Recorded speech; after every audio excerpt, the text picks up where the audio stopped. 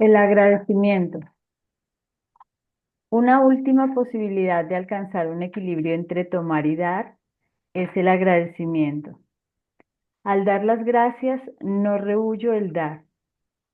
Aún así, a veces es la única respuesta adecuada al tomar. Por ejemplo, para una persona disminuida o para un enfermo o para un moribundo y a veces también para un enamorado. Aquí, junto con la necesidad elemental de compensación, también entra en juego aquel amor elemental que atrae y vincula a los miembros de un sistema social. Comparable a la fuerza de gravedad que mantiene unidos los cuerpos en el espacio, el amor acompaña el tomar y el dar y le precede. En el tomar se expresa como gratitud. El que da las gracias reconoce, tú das, independientemente de si yo en algún momento podré pagártelo. Y lo tomo de ti como un regalo. Y quien acepta el agradecimiento dice, tu amor y el reconocimiento de aquello que doy me valen más que todo lo demás que aún puedas hacer por mí. Así, al dar las gracias, no solo nos afirmamos mutuamente con aquello que nos damos, sino también con aquello que significamos el uno para el otro. En este contexto os contaré una pequeña historia.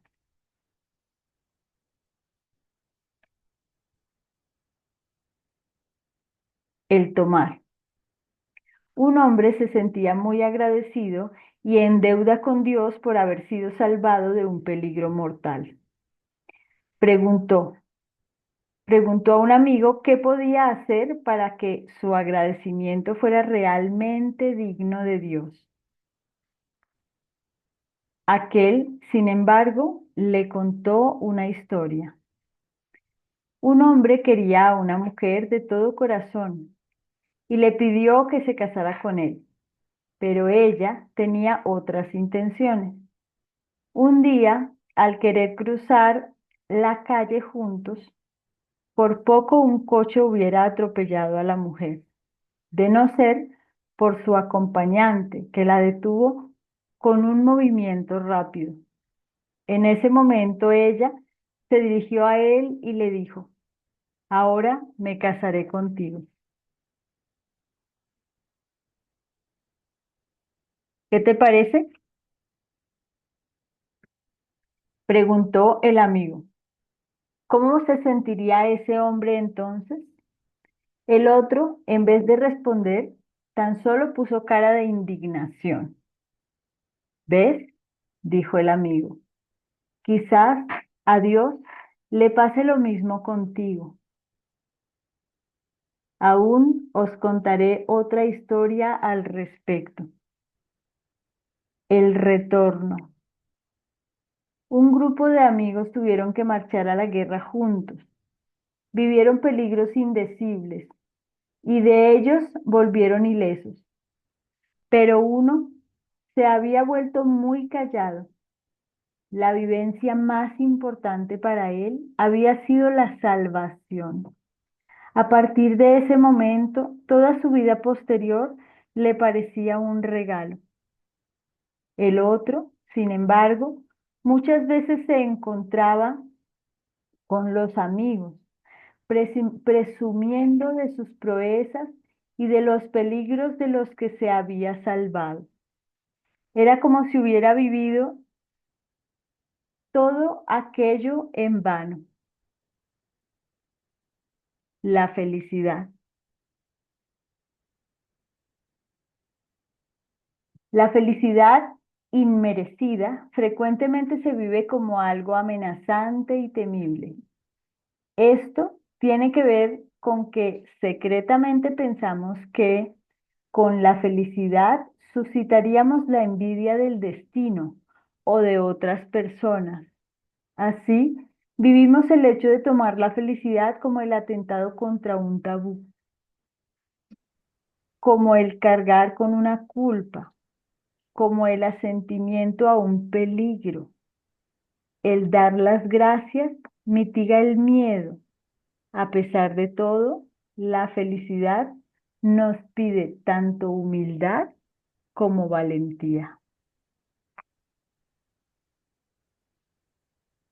La justicia. La interacción de culpa e inocencia se inicia dando y tomando y se regula mediante la necesidad de compensación, común a todos. En cuanto este equilibrio se alcanza, una relación puede darse por terminada o ser retomada y continuada dando y tomando de nuevo.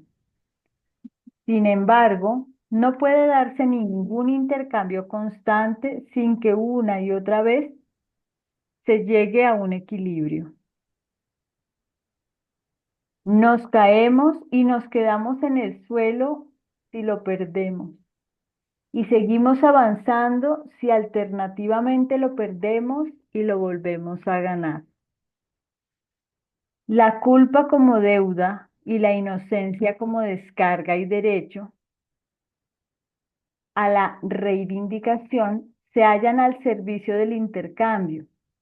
Gracias a esta culpa y a esta inocencia, nos apoyamos mutuamente y nos unimos en el bien. Esta culpa y esta inocencia son una culpa y una inocencia buenas que nos hacen sentirnos en orden, bajo control y buenos.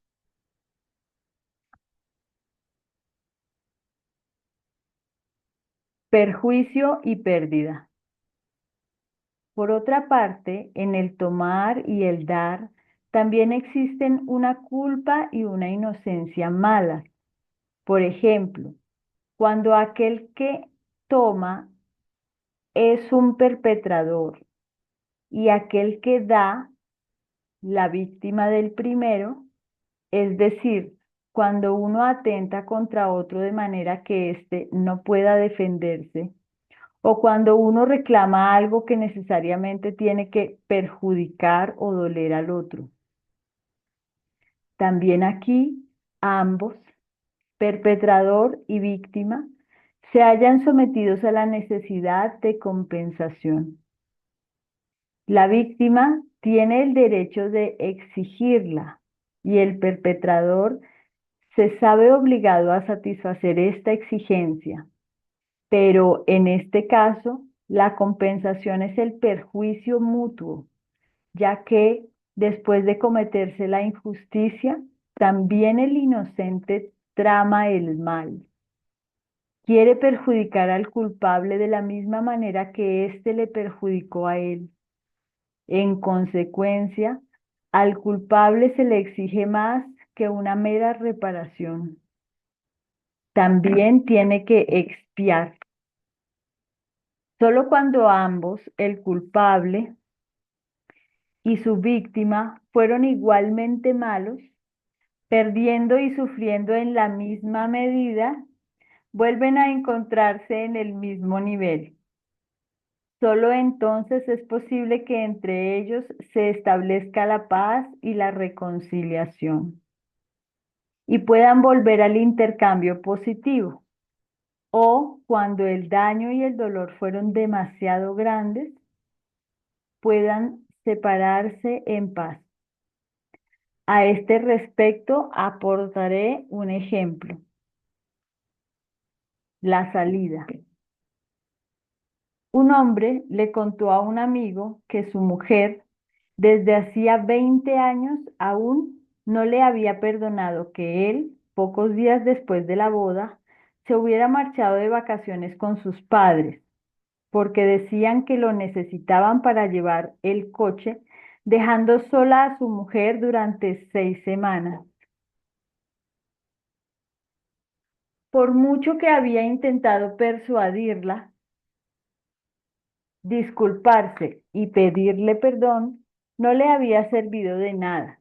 El amigo le contestó: lo mejor sería lo siguiente: deja que desee o haga algo para ella misma, que a ti te cueste no menos que a ella en aquel entonces. El hombre comprendió enseguida y se puso radiante. Ahora tenía la llave que realmente cerraba.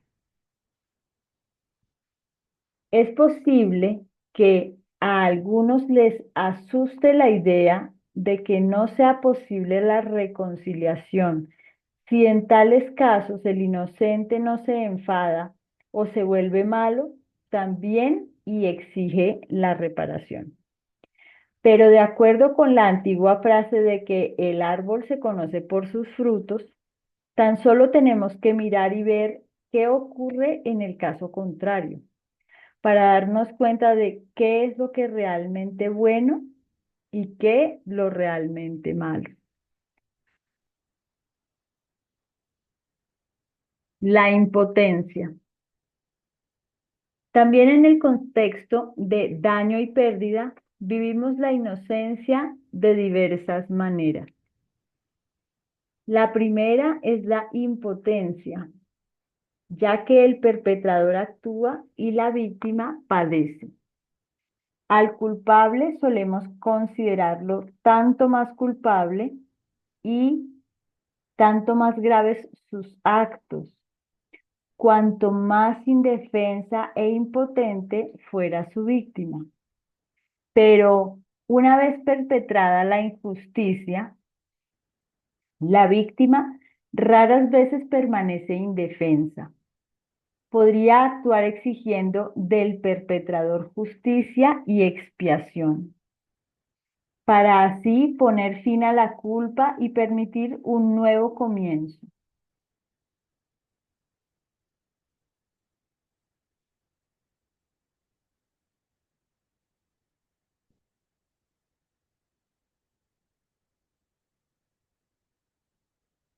Si la víctima misma no actúa, otros actuarán en su lugar, pero con la indiferencia de que entonces tanto el daño como la injusticia que estos cometen con otros en su lugar acaban siendo mucho más graves que si la víctima misma se hubiera ocupado de sus derechos y de su venganza. A este respecto, aportaré un ejemplo: la doble transferencia. Un matrimonio mayor participó en un seminario. Ya la primera noche, ella desapareció. Cuando volvió a la mañana siguiente, se plantó toda provocativa delante de su marido y dijo: acabo de estar con mi amante. Cuando la mujer estaba con otras personas del grupo, se mostraba atenta y llena de interés, siempre que veía a su marido. Sin embargo, estaba como fuera de sí.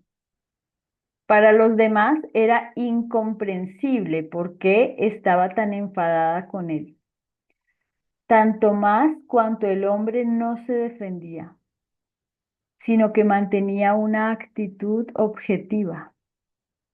¿Qué había ocurrido?